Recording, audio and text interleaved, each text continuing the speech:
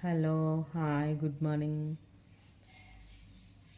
ఏం చేస్తామనంటే, కర్మఫలం అనేది మనం ఏం చేస్తే అది మళ్ళీ మనకి తిరిగి వస్తుంది. అది మంచి చేస్తే మంచి, చెడు చేస్తే చెడు. మనం అనుకుంటున్నాము, మనం ఇది చేస్తున్నాము, ఇది మాట్లాడుతున్నాము, ఇది అంటున్నాము, ఇది వింటున్నాము, కానీ అది ఒకరి కోసం అంటే చెప్పిన వాళ్ళు వింటలేరు కదా అని అనుకుంటూ ఉంటారు. కానీ ప్రకృతి పంచభూతాలు ఇది మన చుట్టూ ఉంటూనే ఉంటాయి, మనల్ని అబ్జర్వ్ చేస్తూ ఉంటాయి అని చెప్పి నమ్మే వాటిలో నేను మాత్రం నెంబర్ 1 ప్లేస్లో ఉంటాను. ప్రకృతి పంచభూతాలు మనల్ని అబ్జర్వ్ చేస్తాయని చెప్పి ఇది మాత్రం 100కి 1000% నిజం. మనం ఏది ఆలోచిస్తే అదే జరుగుతూ ఉంటుంది.